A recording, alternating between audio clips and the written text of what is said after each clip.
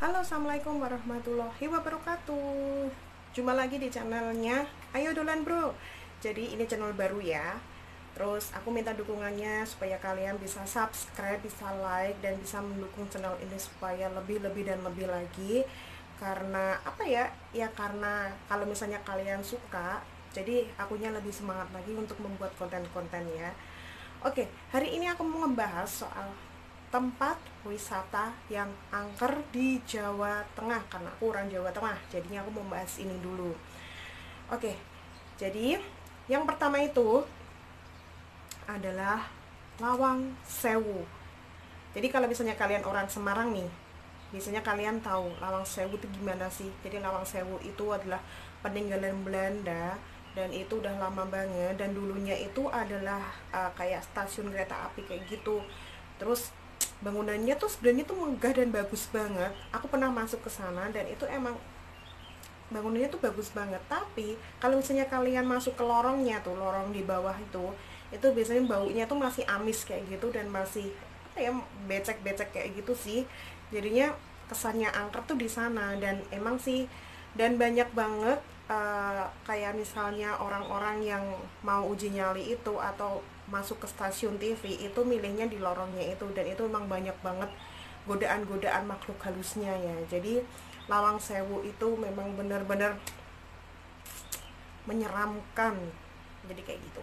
Oke, yang kedua itu ada Gunung Merapi. Kalau misalnya kalian suka suka naik gunung itu udah nggak asing lagi bagi kalian yang suka naik gunung. Gunung Merapi itu udah, sebenarnya gunung-gunung yang lain tuh juga banyak, cuman Gunung Merapi ini ada pasar setannya, dan ini banyak banget kejadian itu yang tiba-tiba tuh pendaki tuh hilang atau kesesat kayak gitu.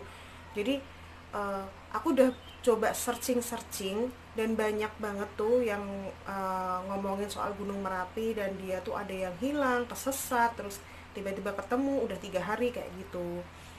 Tapi ada juga yang sampai sekarang itu nggak ketemu, dan kabarnya orang-orang yang nggak ketemu itu diculik makhluk halus.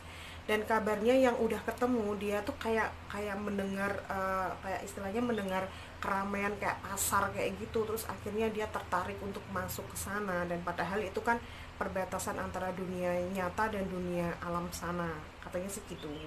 Oke, kita lanjut ke ketiga, itu ada Grojogan Sewu di Tawangmangu. Grojogan Sewu di Tawangmangu. Jadi di Tawangmangu itu, di Grojogan Sewu itu ada patung ularnya. Aku sebenarnya juga belum pernah ke sana. Pernah sih, tapi waktu kecil jadi kan lupa aku. Dan itu tuh katanya di patung ularnya Grojogan Sewu itu tuh kayak ini ada lagi istilahnya perbatasan lagi antara dunia manusia dan dunia makhluk astral atau dunia makhluk halus. Dan banyak orang sih mempercayai kalau misalnya ngelewatin patung itu tuh lebih baik menghindar, karena mereka tuh takut tiba-tiba masuk ke alam gaib kayak gitu. Dan dipercaya sih warga situ tuh emang kayak gitu, dan para wisatawan sih juga istilahnya takut kayak gitu sih. Cuman ya kalau misalnya kita jadi tamu ya kita menghargai kayak tradisinya mereka gimana ya, jadi jangan kayak sesuka hati sendiri. Oke, kita langsung bahas ke selanjutnya, ke Gunung Lawu. Itu juga ada Gunung Lawu lagi, gunung lagi, gunung lagi, gunung lagi. Ini di Candi Cetonya. Jadi kayak kayak di Gunung Lawu itu kan kayak ada candinya gitu. Nah, itu sebagai perbatasan perbatasan lagi ya. Jadi perbatasan manusia dan alam gaib lagi, dan di sana tuh juga banyak orang-orang yang kesesat, maksudnya pendakian yang kesesat. Terus di sana juga ada yang namanya pasar hantu juga, guys. Jadi kalau misalnya kalian ke sana itu hati-hati banget. Dan pokoknya kalau kita mau ke kemana aja itu harus ada sopan santunnya, karena kita kan istilahnya bertamu kayak gitu ya. Jadi kalau misalnya kalian ke wisatawan, ke tempat-tempat yang istilahnya kalian tuh ke alam kayak gitu, ke alam terbuka, tuh kalian harus sopan santun, jaga sikap, terus jangan seenaknya sendiri, jaga perkataan juga. Jadi kayak gitu, guys. Terus ada lagi nih, Studio Lokananta di Solo, itu juga ada. Jadi salah satu koleksi mereka itu ada kayak alat musik tempo dulu, kayak gamelan kayak gitu, Jawa-Jawa kayak gitu. Dan orang-orang sana itu kayak mempercayai kalau di situ tuh ada penunggunya, dan itu tuh sudah terbukti katanya, karena setiap malam itu kalau malam tiba itu kayak misalnya warga-warga sana tuh kayak mendengar seseorang tuh kayak mainin alat-alat musik tersebut, kayak apa, kita kalau mau tidur gitu terus dengerin suara gamelan, gong gong, merinding kali ya, diomongin kayak gitu aja udah merinding, apalagi kalau kita denger sendiri. Coba aja deh kalian tidur enak-enak terus tiba-tiba gong gong, ini yang nikah siapa gitu.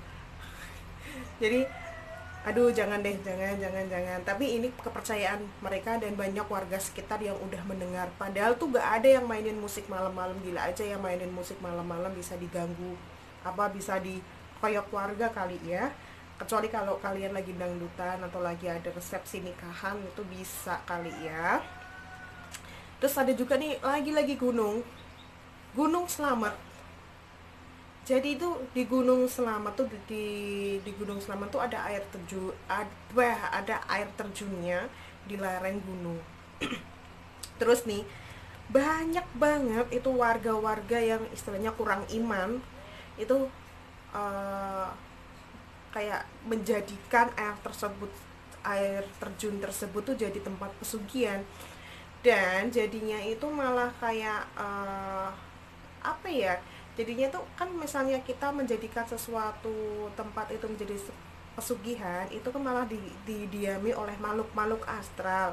Nah, ini kejadian nih di sini. Jadi banyak banget nih penunggu-penunggu yang astral, terus akhirnya nemplok di situ. Terus jadiin rumah di situ, dan banyak banget nih warga-warga yang tahu kalau misalnya di sana tuh banyak banget istilahnya siluman-siluman. Nah, ini ada juga siluman naga yang mendiami tempat itu, dan dipercaya sebagai, istilahnya kalau pesugihan itu mintanya ke dia. Padahal paling enak itu mintanya ke Allah Subhanahu wa taala ya.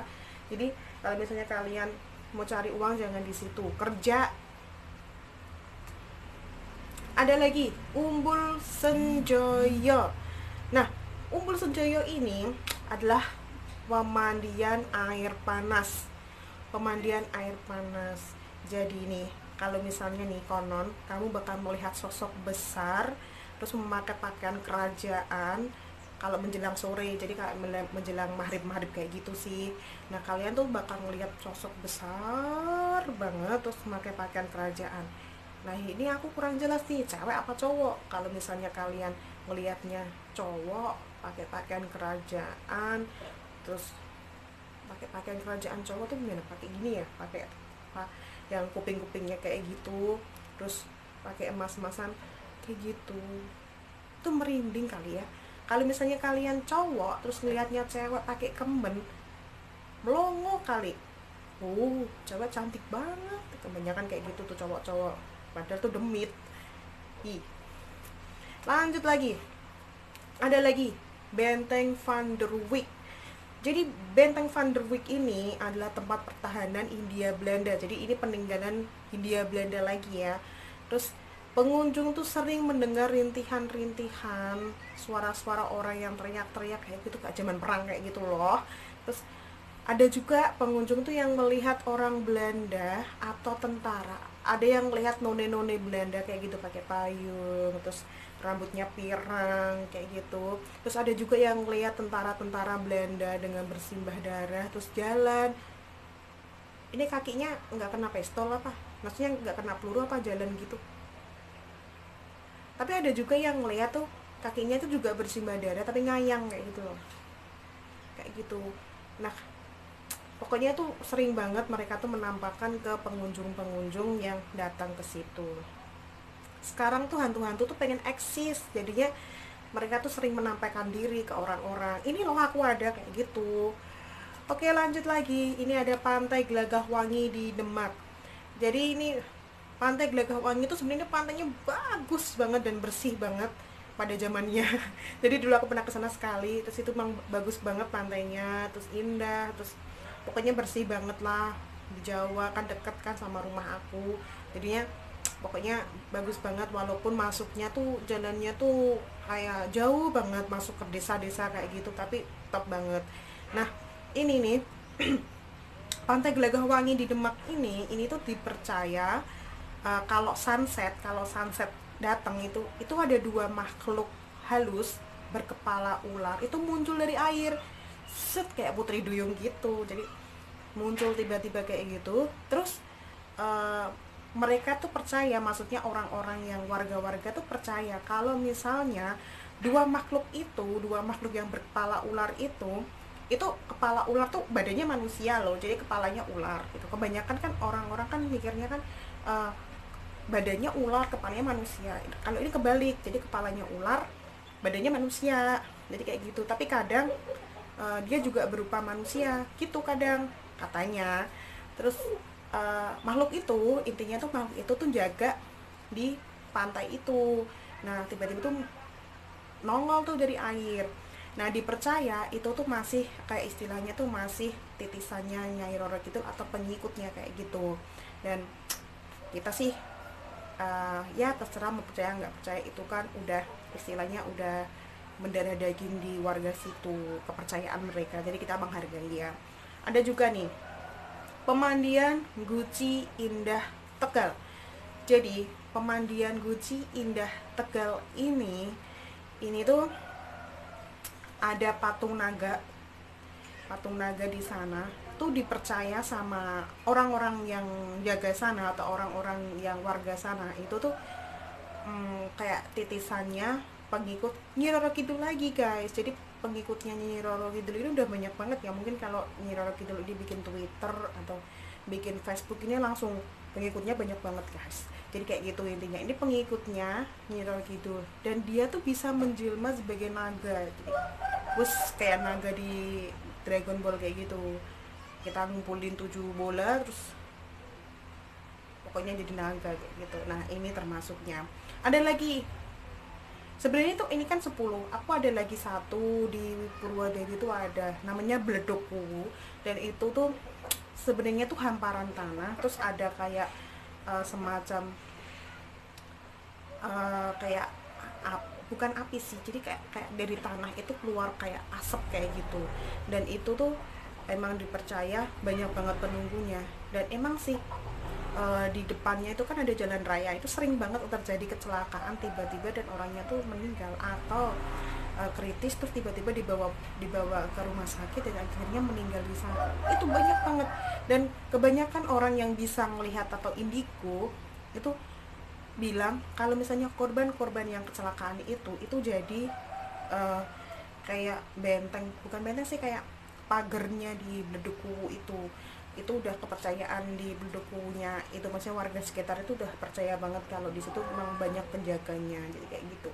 Kok aku bisa tahu sih ya karena aku sekarang tinggal di sini, tinggal di daerah sini, jadinya aku tahu. Dan banyak banget yang ngomong kalau misalnya lewat nanti klakson 3 kali atau permisi dulu. Kalau misalnya kamu dari warga sini mau jualan di daerah Bleduku itu nanti izin dulu sama yang punya. Jadi kayak gitu guys. Kalau misalnya kalian mau aku bahas lebih dalam tentang Bleduku ini, kalian boleh komen di bawah. Atau kalian mau banget aku bahas tentang salah satu dari yang aku jelasin tadi, kalian bisa komen di bawah. Atau kalian minta apapun bisa komen di bawah. Oke, sampai jumpa. Jangan lupa subscribe-nya, jangan lupa like-nya, jangan lupa kalian sedekah. Apa hubungannya?